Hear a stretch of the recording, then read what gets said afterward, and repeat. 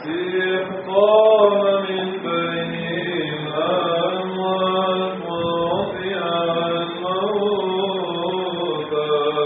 بالموت وهب الحياة للذين في القبور.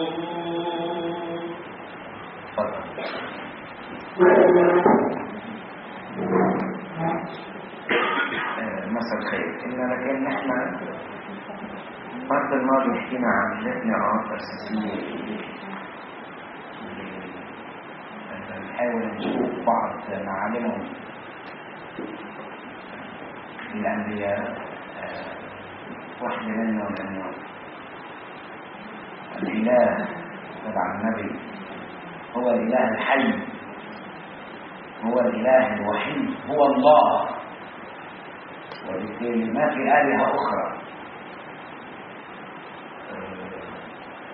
حتى لو كان في آلهة أخرى فهي لها عيون ولا تبصر وأذان ولا تسمع وأفواه لا تتكلم، أصنام. وهذا الإله الحي هو الإله الكلي بالنسبة للنبي. لا يدين فقط الشعب الذي يلحقه أو إسرائيل، يدين كل الشعوب. حتى لو هذه الشعوب لا تعرف هذا الإله فهو الديان لها. هلا شو المقياس تبع الدينون عند الشعوب؟ مقياس شيء، وبالنسبة لإسرائيل ويهوذا مقياس آخر. وهذا أكثر وضحه النبي عموس يلي كان من القرن الثامن قبل الميلاد،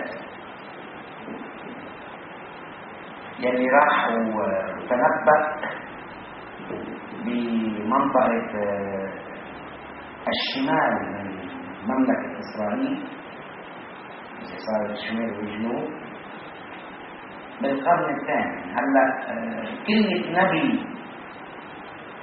ليس المقصود أن يتنبأ بمعنى أن يرى المستقبل على شكل ليلى عبد اللطيف وغيره، ولكن النبي نبيين الأنبياء هو الذي يقول لك الآن وهنا إرادة ومشيئة الله. هذا هو النبي. يعني بلغتنا هلا هو الواعظ، يعني بيوعظ.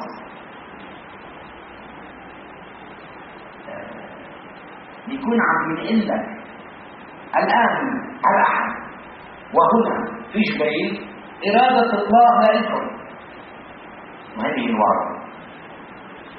مشان هيك الواعظ يكون واعظ خلال الوعظة، قبل الوعظة وبعد الوعظة من واعظ.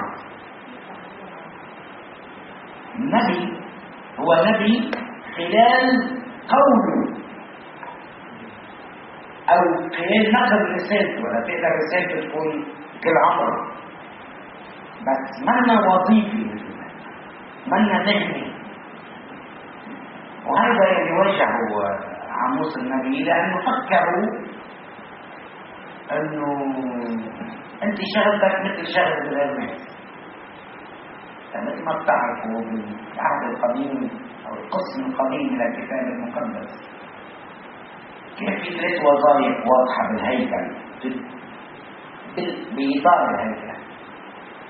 هو الكاهن، وهو الرجل الحكيم، والذي بسموه الرائي، يلي بيقول شو ممكن يصير وضع مصيرك، بس مش انه بيتوقع لك مستقبل، لا، بمعنى تشرح له وضعك بناء على وضعك، بيقول لك هيدا الوضع بيؤدي الى هالمصير، انتبه كيف بتروح.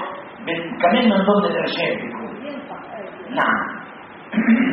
الكاهن هو اللي يكون بخدمة الهيكل، وبالتالي كمان هو يكون للناس محط للأكل والأجوبة.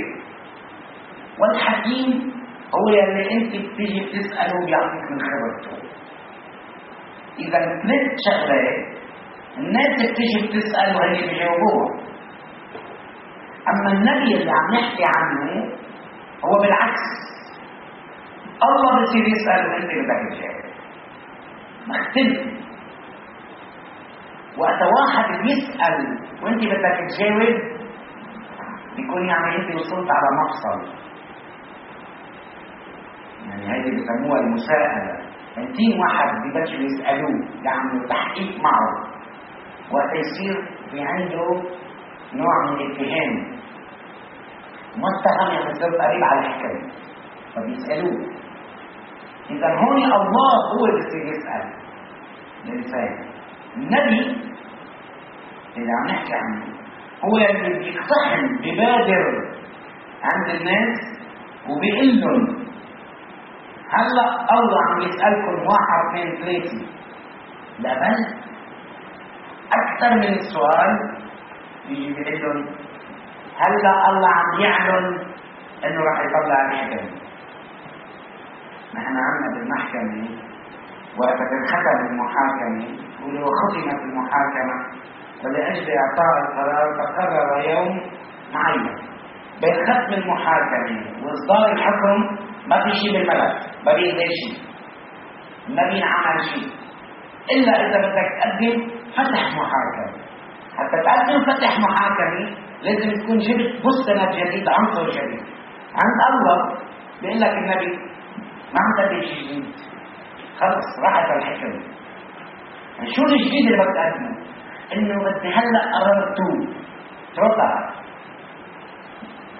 عند النبي التوبة بتصير متأخرة، يعني تأخرت عليها. طب معقولة ما توب؟ يا خيي توب، بدك توب. بس هيدا ما شرط إنه أختي نرجع الله بيعمل معك عهد جديد، لا. الله أخذ القرار وبيطلع الحكمة عليه. ليش؟ لأنه 1 2 3 يلا نشوف مثلا حيثيات الحكم. إذا النبي يأتيك بالآخرة، من آخر الكلام يأتيك بالآخرة، وهالآخرة تحصل. هلا بعد الآخرة ببلش الله ببداية جديدة بيكون شأنه إله. يعني مش أنت تقول رح نعمل الآخرة لأنه رح يبلش، لا.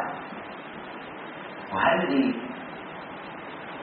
وقت الكاهن يوعظ هذا الأحد عمليا هو بيكون مش هيك تسألوا الأخوان اللي بيوعظوا اللي بيعملوا شيء يعني الوعظ، إنه بيكون عندهم أكبر هم بالذات هو الوعظ، لأنه بالنسبة له بس يطلع الوعظة في احتمال يا هو يموت بعد الوعظة يا اللي عم يسمعوا يموت بعد الوعظة. فشو بدنا نقول بالوعظة؟ مش إنه عم نسمع كلام إنه ما حلو ما نوعظ شو بيقولوا الناس، لا، ما حلو ما نوعظ لأنه بنكون منعنا عن الناس مشيئة الله يسمعوها اليوم. شريك الوعظة صعب كثير.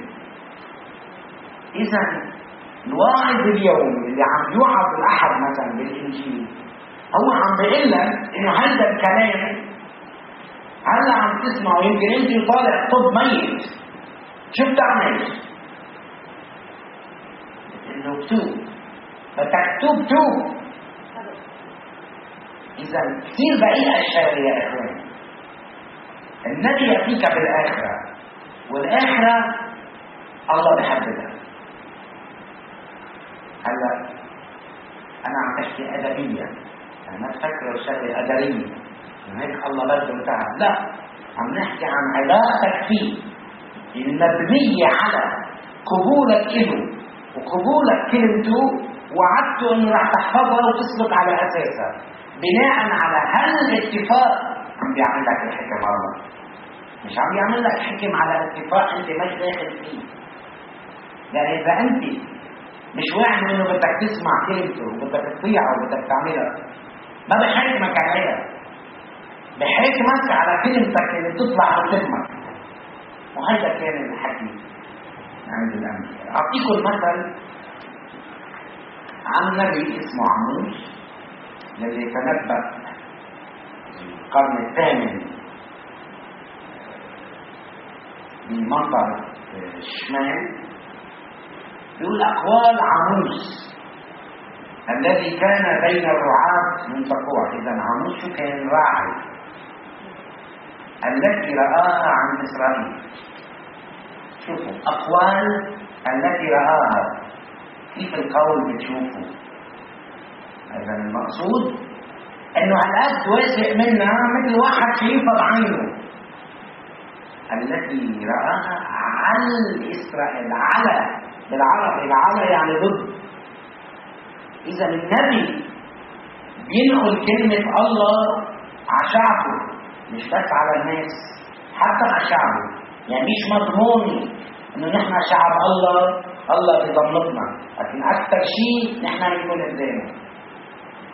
في أيام عزية ملك يهوذا وإلى آخره قبل الزلزلة بسنتين، يعني حديث عن إنه في حادث صار مشهور، صار يوقتوا على أساسه. مثل نحن بيقولوا دخلك عمرت البيت قبل الهزة ولا بعد الهزة. هلا الجيل القديم دغري بيقدر الهزة، صار في تعمير وما تعمير بالبلد، إنه دغري بيقدر مثلا كنتوا 55 قبل 55 ولا بعد 55. مثل نحن نقول بعد حرب السنتين ولا 1000 حرب السنتين، نعرف ساعتها الوقت. إذا على حدث كبير كان مؤثر على مسيرة الشعب. فقال إن الرب يزمجر من صهيون، يزمجر صفة الأسد، ويعطي صوته من أورشليم فتنوح مع مراعي الرعاة وييبس رأس الكرم. إذا في قول سوف ينقل النبي ما ندعي. كيف واحد يسمع صوت بئير الأسد، يعني مش كانوا قاعد جاي بيسي من حده أسد. هكذا قال الرب من أجل ذنوب دمشق 3 و4. دمشق ما بتحبط الله، كيف عم بيدينها الله؟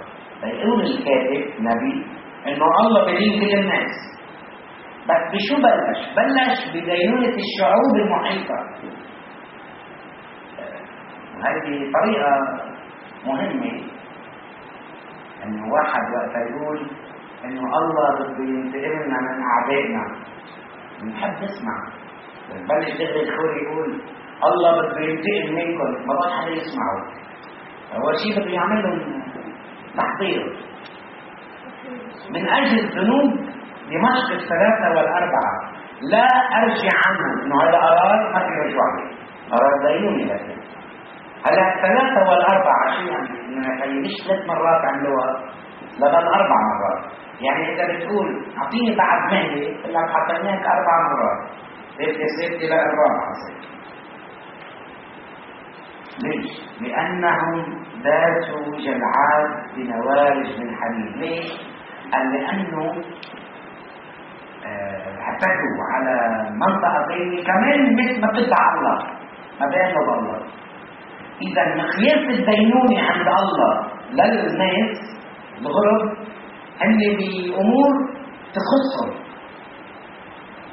فأرسل نار فتأكل قصور بن عدد وأكسر مغلاق دمشق وأقطع الساكن من بقعة. عم يحكي وماسك القضيب من بيت عدن ويسبى شعب أرام إلى طير قال الرب. إذا حكي نبوة عن دمشق أنه تحقيق المسيحية.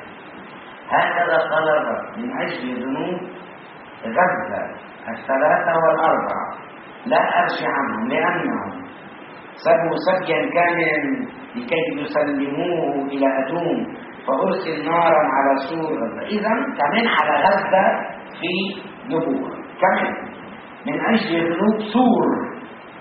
هذول المناطق ما بينوا بها الله.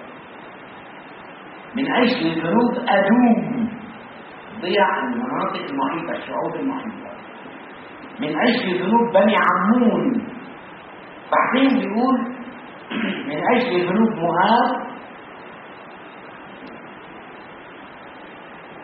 بتلاحظ إذا عديتون عنكم دمشق غزة، صور، أدوم، بني عمون، مؤاب.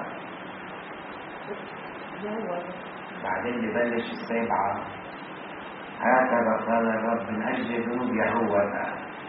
يعني سابع وحدة لشعبه، يعني خليكم الإيد. بقول كمان 3 و4 لا أرجع عنه. ليش؟ لأنهم رفضوا ناموس الله. ما له علاقة بالأبد، ما عندهم ناموس. إذا ذنب جريمة أنهم رفضوا ناموس الله ولم يحفظوا فرائضه، وأضلتهم أكاذيبهم التي سار آباؤهم وراءها، فأرسل نارا على يهوذا فتأكل قصور أورشليم. إذا شو مشكلة يهوذا الجنوب؟ إنه ما حفظوا وصاياه. هلا يجي على منطقة اللي هو فيها هلا بالشمال. شو من أجل ذنوب إسرائيل 3 و4 لا أرجع عنه. شو السبب؟ لأنهم باعوا البار بالفضة والبائس باعوه لأجل نعلين، الذين يتحممون تراب الأرض على رؤوس الفقراء ويصدون سبيل البائسين. ويذهب رجل وأبوه إلى صبية واحدة حتى يدنسوا اسم قدسي. هلا هم يذهب البين وابنه عن صبية واحدة، مش بمعنى انه راحوا عن وحدة، بمعنى انه راحوا لعبادات اخرى يعبدوا اصنام. ويتمددون على ثياب مرهونة بجانب كل مذبح. مرهونة ليش؟ فقراء بيرهنوا ثيابهم وانتوا تسحقوا الفقراء. ويشربون خمر المغربين في بيت إلهي. شو بيعملوا؟ خطيتين. تركتوا يلي أنا وصيتكم فيهم، وبذات الوقت تركتوني ورحتوا عند آلهة أخرى. هذا اللي بيسموه الخيانة في الكتاب المقدس. وأنا قد أبدت من أمامهم الأمور الذي قامته مثل قامة الأرض، وهو قوي كالبلوط. أبدت ثمره من فوق وأصوله من تحت. وأنا أقعدتكم من أرض مصر وصرت بكم في البرية 40 سنة لترثوا أرض الأمور. إذا الشعب اللي كان في قبلكم الشعوب الأمورية شلتها وجبتكم أنا ومشيت فيكم وجبتكم. يعني عم بيقول لهم هاي الأرض كان قبلكم ساكن عليها وفل، وبالتالي أنتوا كمان فيكم تفلوا. مش مضمونة، ما في شيء مضمون. وأنا أصعدتكم من أرض مصر وصرت بكم في البرية 40 سنة لترثوا أرض الأمور، وأقمت من بنيكم أنبياء ومن فتيانكم نذيرين اللي بينذروا حالهم للرب. أليس هكذا يا بني إسرائيل يقول الرب؟ لكنكم سقيت من نذيرين خمرا. يعني اللي بينذر حاله للرب كان يمتنع عن الخمر، شربوا خمر. وأوصلت الأنبياء قائلين لا تتنبأوا. شو شغلة النبي؟ يتنبأ. عم بيقولوا له لا تتنبأ، إنه عم تمنعوا عمل الله. هكذا أضغط من تحتكم كما تضغط العجلة الملآنة حزما، ويبيد المناص عن السريع. والقوي لا يشدد قوته، والبطل لا ينجي نفسه، وماسك القوس لا يثبت، وسريع الرجلين لا ينجو، وراكب الخيل لا ينجي نفسه. والقوي القلب بين الأبطال يهرب عريانا في ذلك اليوم يقول الرب. ما في حدا بيظلم. بينوني. إذا شو مقياس الدينونة عند إسرائيل؟ الله إذا بتتركوا وبتعبد إله آخر، والفقير هذا اللي كنا عملونه معكم. هذول مقياس الدينونة.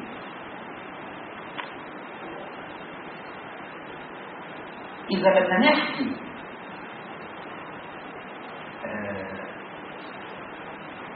على الصور اللي بيحكيها النبي على الدينونة مخيفة مرعبة.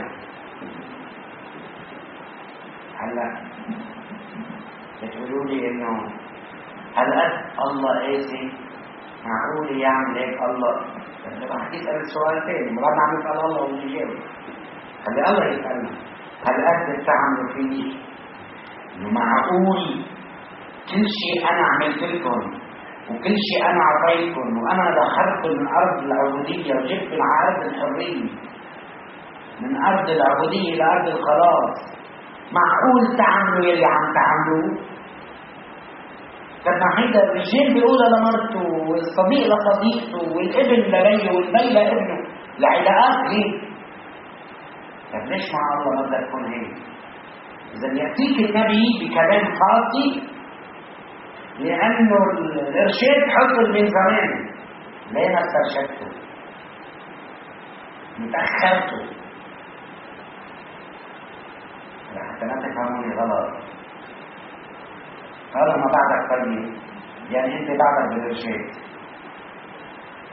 بس ما فيك تقول فقير الدينوني لانه ما بتعرف انت بالطب. اذا الدينونة هي امامي في كل حين، يعني موتي امامي في كل حين، بعد اي ساعة موت، وبالتالي انا اكون انا مضبط وضعي بشكل انه ما اقف قدام الله وقفة المتهم يلي ما في تراجع عنه. وانا شو بتقولوا بابانا الذي ولا تدخلنا في التجربة لكن نجنا من الشرير؟ مش لا تدخلنا في التجربة انه ما تخلينا نتجرب ونستحمل جاتو نهار الجمعة، هاي ما تجربة. مش هذا اللي عم يحكي عنه ابانا الذي، لانه ابانا الذي كل الصلاة هي بتحكي عن الاخرة، انه الله اللي فوق يصير تحت، والخبز اللي بدنا ناكله باليوم الاخير يجيب لنا اياه هلا، كل شيء. ولا تدخلنا في تجربة يعني ما توقفنا وقفة المتهم قدامك انت القاضي وبدك تصدر الحكم وبالتالي ما عاد في رجوع عليه. كل يوم بنصليها هيك. ولا تدخلنا في تجربة لكن نجنا من الشرير. من هو الشرير؟ هو اللي بسببه نصير نحن المتهمين. شو بسببه؟ مش حق عليه. إذا ملنا راسنا لإله، ملنا دينتنا لإله، بنصير متهمين، مش بيكون هو السبب. نحن السبب لأنه ملنا راسنا لإله. لأنه الإنسان بيحب دائما أن يحط الحق على غيره، وبس يكبر بده يحط الحق على غيره، يكون هيك مقنع على الشرير، نرميه على الشيطان، نرمي الحق على الشيطان. ما في شرير بيكون اسمه شرير إلا وأنت بتتعامل معه على أساس هو شرير. شو الشر بالنسبة لك؟ هو أن يفعل أو أن يتكلم أو أن يفكر غير ما يريد الله. نطلع السطر مين ما كان بكم. وبالتالي هذه الوقفة اللي نحن بأبانا الذي دائما منه. والدليل على ذلك انه بالاساس بنصلي ابانا الذي قبل المناوله. ما شو المناوله؟ هي مائده الملكوت في اليوم الاخير يلي بيطعمينا اياها الله قبل الوقت رحمه. اذا انت بابانا الذي تطلب من الله انه يقعدك على طاولته مطرح ما بيقعد هو ابنه، بتصير انت الابن، ولا يعاملك كمتهم وهو قاضي بالمحكمة. هذا اللي عم تقولوها بابانا الذي بكل الناس. بس ما فيك تقولها وانت مش مقرر تعملها. ما انا رفع عقل، ما انا تنتني. مش هيك القداس صعوبته هو اللي مدى جديتك، مش صعوبته انه طويل قداس الروم. لا، شكله ربكم انه قداس الروم طويل. ليش؟ تخيلوا لو قصير، تخيلوه قصير بدل بتوع المناولة. قبل ما تفكر انت شو عامل وين رايح؟ التعهد تبعك في مصداقيه، في قرار واضح انك تطلع تموت. تكليكم طولوا لنا اياه شوي نفكر، بركي بعد ما اخذنا قرار. فاطلبوا من اخوي يطول بسرهم مش تقصروا، فكروا لانه قراركم منه يحمل. اسمعوا هذا القول الذي تكلم به الرب عليكم يا بني اسرائيل، على كل قبيله التي اصعدتها من ارض مصر قائل: اياكم فقط عرفت من جميع قبائل الارض. عم يحكي الله لمعاناته، انا وحدكم نقيتكم في قبائل الارض، مش بسبب اجازتكم، بسبب انا هيك فكرت. لذلك واعاقبكم على جميع ذنوبكم، نقيتكم من بين كل العالم. يطلع انتم الوحيدين اللي بتخونوني بالشكل اللي انا عم بقوله. هل يسير اثنان معا ان لم يتواعدا؟ مثلا معقول اثنين يتمشوا على الطريق اذا ما كانوا متواعدين يتمشوا؟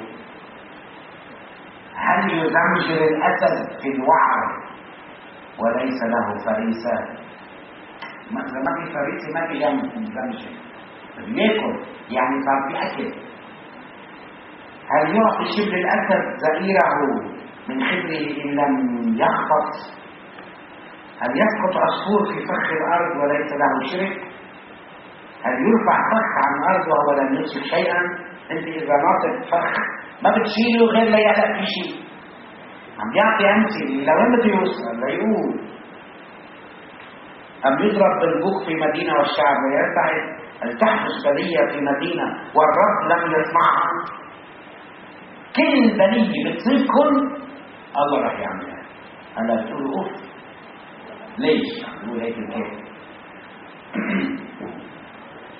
لانه اذا قالوا انه اجوا البابليين وهجرونا، اجوا الاشوريين وضربونا، الله ما له دور. واتبعين لهم كل شيء بيحصل معكم الله يلي عنده، لانه هو سيد الكل اله الكل. اذا النبي إلهه بعممه بيصير إله الكل. هل تحدث بلية والرب إن السيد الرب لا يصنع أمرا إلا وهو يعلن سره لعبيده الأنبياء. وأنا بدي أوصلكم هيك عم بحكي: الأسد قد زمج فمن لا يخاف، السيد الرب قد تكلم فمن لا يتنبه. مين بيسترجي وصل له والله شغلي وبلعه ومقاله؟ ما في، ما بيقول مش طيبي. ليك تفهموا قول النبي: من بطن امي، من بطن امك انا دعوتك. وإذا يقول الرسول فهمها: من بطن امي انا رسول، يعني ما فيني اتهرب من مسؤوليتي. هاي كلمه من بطن امي. نادي على القصور في اشهود وعلى القصور في مصر. شو هذول؟ بدنا نجيب شهود انه اللي صار الله عنده. اجتمعوا على جبال الثانية وانظروا شعبا عظيما في وسطها ومضارب في داخلها، فانهم لا يعرفون ان يصنعوا الاستقامه يقول الرب. اولئك الذين يخزنون الظلم والاغتصاب في قصورهم. لذلك هكذا قال السيد الرب: ضيق حتى في كل ناحيه من الارض، فينزل عنك عزك وتنهب قصورك. اذا العز والقصور هذا القول لمين؟ للمسؤولين. القصر يعني الملك مسؤول. كما ينزع الراعي من فم الاسد كرعون هذا الكراعين او قطعه اذن، هكذا ينتزع بنو اسرائيل الجالسون في الثانية في زاويه السرير على دمشق الفراش. شو عم بيعمل؟ كيف الراعي يكون الاسد اجى اكل الفريسي، بيجي هو بيضمن دينه. مش يعني ضمطت الدينه في حدا ضمط، لا، هاي الدينه بتاكد انه راح الخروف. اذا عم بيقول لهم اذا بقي شيء منكم مخبر، مش انه ضمط، هذا المخبر ليأكد انه اكلتوها كلكم سوا. واحد مثلا يجي تدريسي وضمطوا له ايده، الحمد لله ضمطت ايده، يعني لا. إذا الإيد بتبقى يعني تأكيد على أنه حقة الضرب. اسمع واشهدوا على بيت يعقوب يقول السيد الرب اليوم معاقبة إسرائيل على ذنوبه وعاقب مذابح بيتيل فتقطع قرون المذبح وتسقط إلى الأرض وأضرب بيت الشتاء مع بيت الصيف فتبيد بيوت العاج وتضمحل البيوت العظيمة يقول الرب. إذا وين مين عم يضرب؟ الأغنياء والعظماء. ليش؟ لأن هم مسؤولين. بعيدا عن شر يا إخوان، بالكتاب المقدس بيقدر الفقير يكون من إيده بس يبلش فقير، بس إذا بضل فقير ببطل من إيده، بيصير بسبب الجماعة اللي حواليه. الفقر مرض جماعي في الكتاب المقدس، منه مرض فردي. يعني ما ممكن واحد بين المجموعة فقير ويبقى فقير والمجموعة ما تتحمل مسؤولية أن يبقى فقير. عم بحكي عن فقير الفقير، قال لي أبونا بس في واحد بيلعب قمار، مش عن هيدول عم بحكي عن الفقراء، أنه مرض مسؤول عنه الجماعة. أنه لا حكي يسوع المسيح عن الفقراء. يسوع يكره الفقر ولكنه يحب الفقراء، في فرق. وما بريد يسوع أن يضل في فقراء وعاد فكرين أنه الله غير الفقراء. لا، الله بيتمنى أنه ما حدا يكون فقير. مشان هيك بيكون قاسي مع الناس اللي معهم وفي حد فقير. هذا مثل لعازر والغني.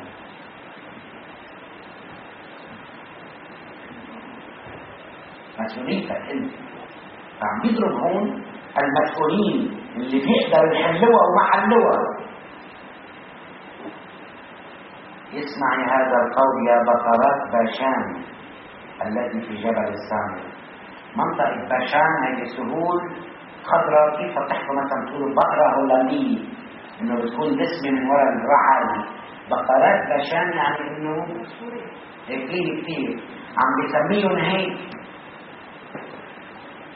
بقرات باشان مش مشكلتهم انه بيدوا كثير، بمعنى انه معهم الظالمين المساكين. هيدي المشكلة. الصاحقة البائسين القائلة لسادتها هاتي لنشرب قد أقسم السيد الرب بقدسه، يعني ما في تراجع. أيام تأتي عليكن يأخذونكن بخزائن وذريتكن بشصوص السمك ومن الشكوك تخرجن كل واحدة على وجهها وتندفعن إلى الحصن يقول الرب. هلما إلى بيتين واذهبوا في الجلجال واغسلوا الذنوب واحضروا كل صباح ذبائحكم وكل 3 أيام عشوركم اللي كانوا يعملوه ليرضوا الله. وأوقدوا من الخمير تقدمة شكر ونادوا بنوافل وتمنعوا لأنكم هكذا أحببتم يا بني إسرائيل يقول السيد الرب. هيك مبسوطين. شو بده الله الهيكل؟ منروح منقدم تقدمات، نعمل الواجب علينا. 10 خذ 10 كمون من 10 كمون معنى هاي 10. بس الرحمة والعدل لا رمز للأغنياء يلي يهتموا بحالهم وينسوا غيره، مش النسوان. لا، لأنه أصلا بطعم البقرة ما بطعم الطور. بالعادي الرعاة بطعم البقر، لأن البقر بدر الحليب ما بيعرفوا الطور، بيعرفوا البقرة بالرعاة. فهيدا يعني المقصود. وانتوا اللي فاكرين انه اذا هيدا عندكم المنتوج انتوا رايحين على الهلك. مظبوط. ما بيطعموا الطور.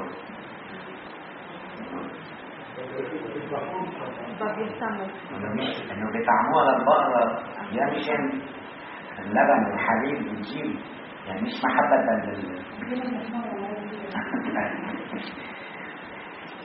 إذا يقول أنا أيضا أعطيتكم نظافة الأسنان في جميع مدنكم وعوض الخبز في جميع أماكنكم فلم ترجعوا إلي.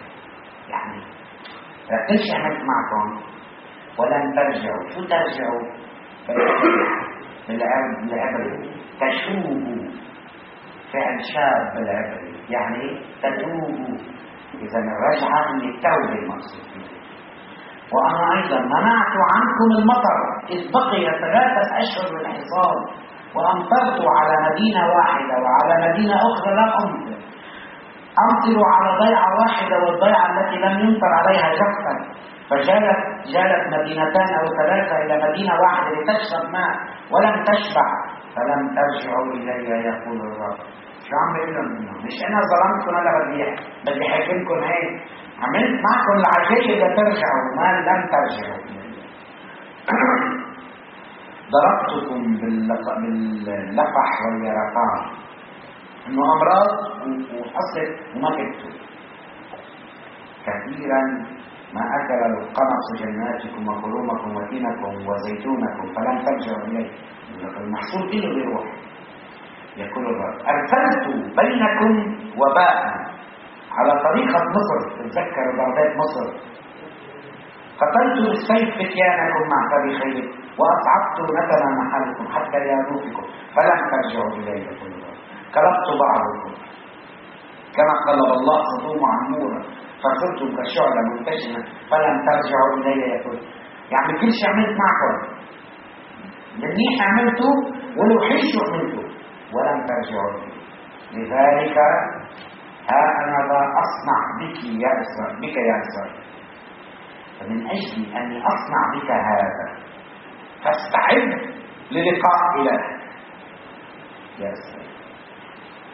بالعادي وقت واحد بده يجي الله لعنده تبعه لازم يكون مبسوط. عم بيقول له ملكتي بدها تكون. وقت الملك بيجي عم بيزور ضيعه بيهللوا له. نحن إذا بيجي مطران على الرعية متحير شو بدنا نعمل؟ كيف ما يجي الله على الرعية؟ بس عم بيقول له المجيء ما تفكروا مدوا الأسود الأحمر وتضغطوا، لا بدكم تولوا لأنه كل شيء عملت معكم ما تعطوني. شو الطاعة؟ فقير. فإنه هو ذا الذي صنع الجبال وخلق الريح وأخبر الإنسان ما هو فكره الذي يجعل الفجر ظلاما ويمشي على مشارف الأرض يهوى. إله الجنود اسمه. هذا اسمي أنا.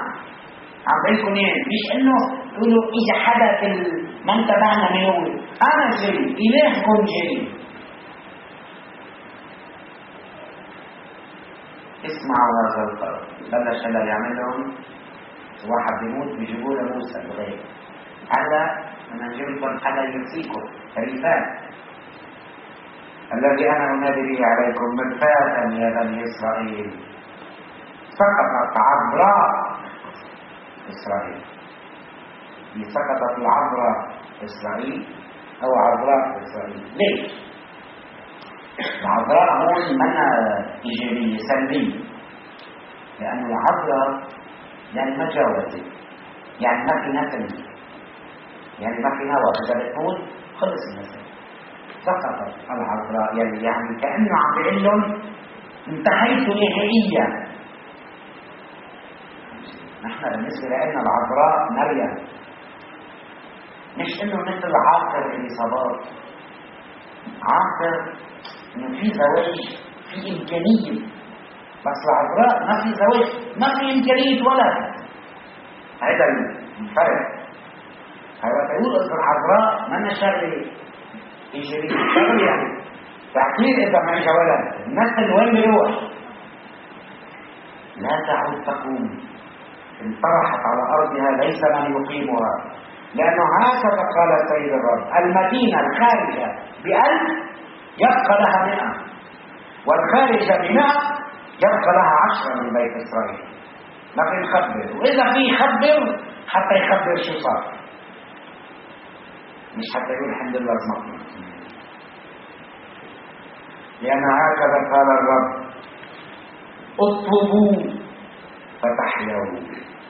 لا تطلبوا بيت معابد الوثنية، وإلى الجلجال لا تذهبوا، وإلى بئر سبع لا تعبروا. مين كان يعمروا معابد؟ لأن الجلجال تشبه ثوبا، وبيت بتروح تعمل. اطلبوا الرب فتحيوا، اطلبوا الرب فتحيوا، لئلا يقصح البيت يوسف كنار تحرق، ولا يكون من يطفئها من بيته. يا أيها الذين يحولون الحق إفسا دينا. شو إفسا دينا؟ أكثر مرارة من المر. مر يعني حولت الحق لظلم مهول. ويلقون البر إلى الأرض. ابتعدوا عن بر الحق والبر. تتذكر يسوع وقت يوحنا جاي عنده: دع الآن لنتمم كل بر. قال له يوحنا المعنى ده. ويل، ركز شوي، ويل للذين يشتهون يوم الرب. كنا نشتهي يوم الرب. ويل لكم. لماذا لكم يوم الرب؟ مش بدكم فيه مصيبه. هو ظلام لا نور. كما إذا هرب إنسان حياته، كما إذا هرب إنسان من أمام الأسد يفكر حاله ضمر فصدقه البر، أو دخل إلى بيت ووضع يده على الحائط فلدغته الحية، ما في يده. أليس يوم الرب ظلاما لا نور وقتاما لا نور له؟ ألا أنت بتقولوا شو قاسي الله؟ فيطلع هيك قرار الله. شو عامل الشعب فيه؟ نسينا هذا. كرهت، بغضت، كرهت أعيادكم، ولست ألتز لاعتكافاتكم. إنني إذا قدمتم لي محرقاتكم وتقديماتكم لا أرتضي. ذبائح السلامة من مسمناتكم لا ألتفت بها. أبعد عني ضجة أغانيك، ضجة تراتيلك، ونغمة ربابك لا أسمع. ما بقى بدي لا تصلوا لي ولا تركلوا لي ولا تدقوا لي. بدي شغل وحدي: ليجري الحق كالمياه والبر نهر دائم أبدا. وهذا ما راح يكون تعمل، لأنه روتار أعطيناكم مشاهد. طيب خلينا شوية وقت عمرية اللي بدك استفد. طيب ما بتوعدنا، ما بتوعد. شايف الدول هيك رايح علينا، هيك نتوب. بركي هاي البركي عملها تحمل مسؤوليتها انت. هل قدمتوا لي ذبائح وتقديمات في البرية 40 سنة؟ لما كنتوا 40 سنة على الطريق مشتتين وانا اهتم بيكم وطعميكم، حدا منكم قدم شيء؟ ما تقدم بشيء. اذا مش ضروري. بل حملتم خيمة ملكومكم. هذا يعني انتوا عملتوا لحالكم إله تعبدوك، وتمثال أصنامكم. نجل إلهكم الذي صنعتم من نفوسكم فأسبيكم إلى ما وراء دمشق، قال رب إله جميع السماء. ويل للمستريحين في صهيون والمطمئنين في جبال السامرة. نقضاء أول الأمم يعني يعتبروا حالهم من أولين. يأتي إليهم بيت إسرائيل: انظروا اذهبوا من هناك إلى حماة، انزلوا إلى جد الفلسطينيين. أهي أفضل من هذه الممالك؟ أم تخومهم أوسع من تخومكم؟ أنتم الذين تبعدون يوم البلية وتقربون مقعد الظلم، المضطجعون على أسرة من عاج، والمتمددون على فرشهم، والآكلون خرافا من الغنم وعجولا، والهادرون من صوت الربان، المخترعون لأنفسهم آلات الغناء كداوود، الذين يدهنون بأفضل الأدهان ولا يهتمون على التحاق يوسف. لذلك الآن يسبون في أول المسير وزلوس إذا شو يعني؟ النبي يأتيك بالآخرة. السبب تركت الله وتركت الخير. بمعنى آخر العهد الجديد أيضا الملكوت لا يفتح لكم إلا ببابين. الباب الكنيسة هيك في الباب يفتح اثنين سوا، هيك بيفتحوا يسوع والمحتاج، يا بيفتحوا سوا يا بيسكروا سوا. ما فيك تفتح بس البيت تبعي لو أنا ويسوع لا كفاية، لا. وين هذا يسوع؟ بمثل الدينوني: يا مباركي أبي رد الملك الذي أعد لكم، لأن كنت جوعان، كنت عطشان، كنت مريض. هذا الدينوني ما بيقول لك كلمة صنية عملت وصليت صلاة النوم ولا ما صليتها. ما فيك ترفعوا زميلي بتقديماتك لإله. الله ما بيطلع على تقديماتك لإله، مش لإله. أنا رح أقول لك التسجيل، يعني تقديماتك للفقير مش تقديماتك لله. ليش؟ الله قرر يكون ساكن في الفقراء. الناس شو بتحب تشوف الله؟ بالهيكل. سيد أحيا المجد في الهيكل من زيارة الفقير، لأن الهيكل بتروح وبتضحك على الله بشوية شغلات: سجود، صلاة، مدة ايد، 30 صوت حلو، عملنا وحدة. الفقير مش هيك. الله ارتضى أن يترك الهيكل ويسكن في الفقير. إذا أنت ما اهتميت بالفقير سوف يموت الفقير ويموت الله في الفقير. بتيجي على الهيكل بتلاقي الهيكل فاضي. إذا أنت عم بتقدم عبادة لمطرح فاضي، هذه هي الوثنية. إذا عبادة الله بتبين إنه عبادة حقيقية إذا كنت أنت تنعش الله في الفقير، وإلا بيموت الله وبتفوت على مطرح فاضي، لأن الفقير بكرة تبعه مش مضموني. أنت ضمانته، هو الله ضمانته، بس الله وكلك تكون ضمانته. ويل للذين يرعون أنفسهم ولا يرعون لنا ليأكل الرب. ما حد يفكر عليه. إذا لقيت يا أخوي هي هيدي الشغل عم بحكيكم عهد قديم، ما بتحسوا كأنه عم بحكي نص من الإنجيل؟ ما تغير شيء، لا شيء جديد تحت الشمس. كلمة الله بعدها والفقير بعده وانت بعدك. إذا القول القاسي اللي عم تسمعوه مش لأنه الله قاسي، لأنه الناس قاسيين.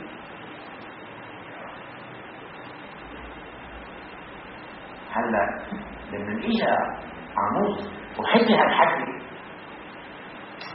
هدول اللي بيقعدوا بالهيكل مثل ما بتشوفوا بالقصر، وين ما بتروحوا. هلا احنا بلبنان اقرب شيء لواحد يفهم الكتاب المقدس بس يطلع على الزعماء عن السياسيين، انه الزعيم تشوف الناس فايته يطالع على عنده مدح، والله يطول عمرك يا بيك ويطول مزيد. ببلش من الاصغر واحد لاكبر واحد.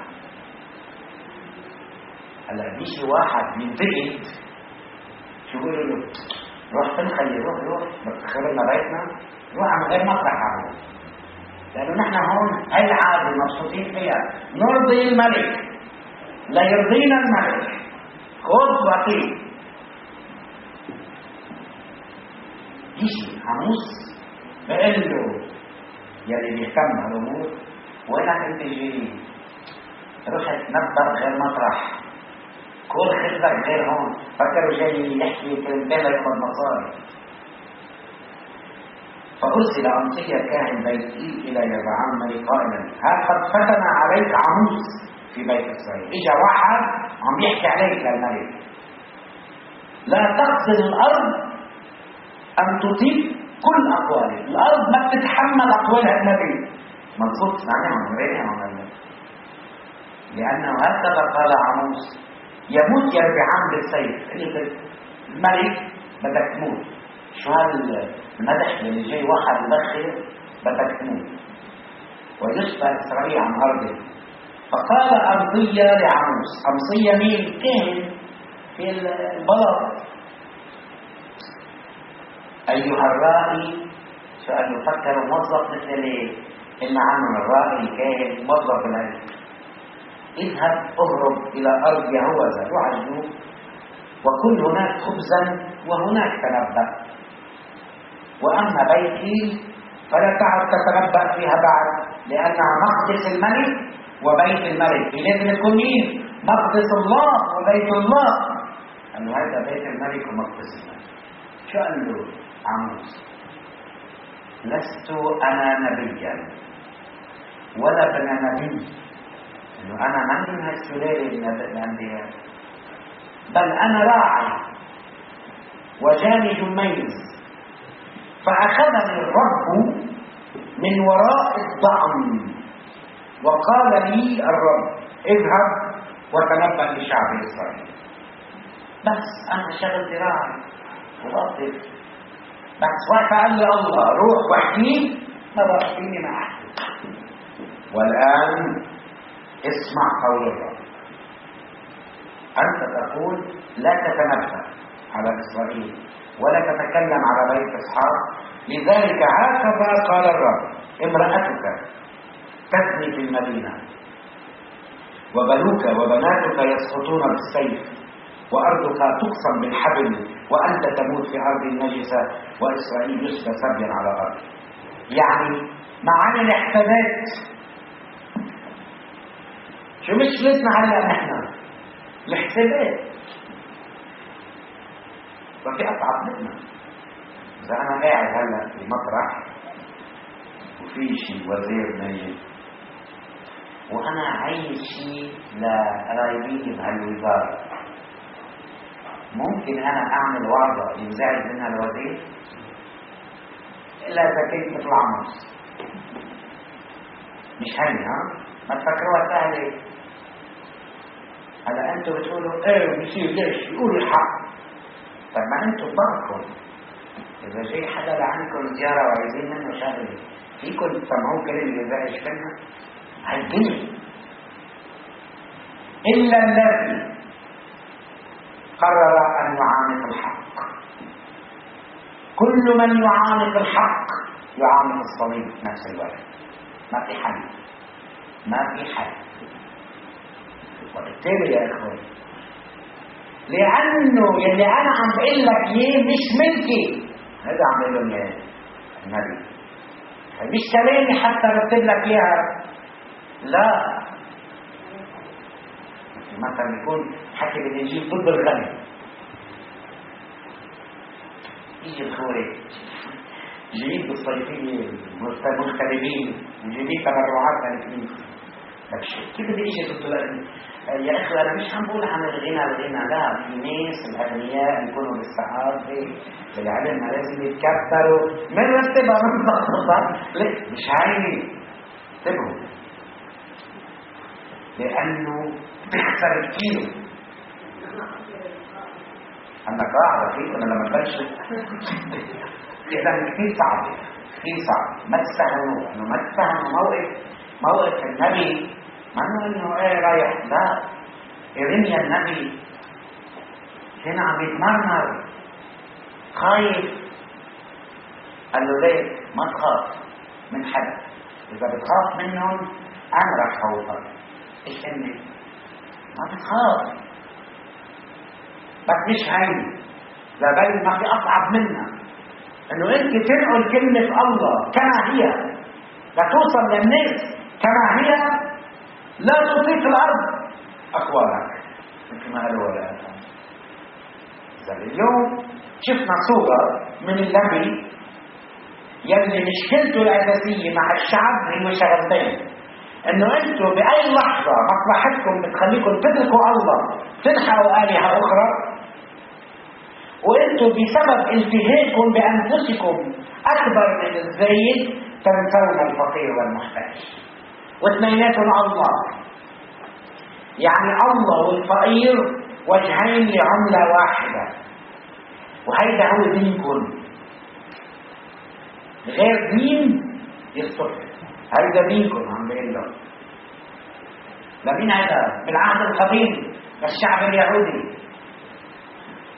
طب إذا شلنا كالكلام وحطينا للمسيحيين شو بيتغير؟ ما بيتغير شيء. ولو بعد 2000 سنة تضبط، لأنه لا شيء جديد تحت الشمس. باطل الأباطيل كل شيء باطل. ويكفي اليوم شره. شكرا. يوم بكفي كنا تعبنا.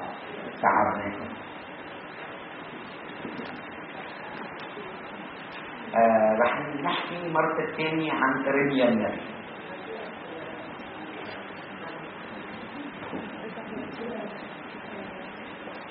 كيف نحدد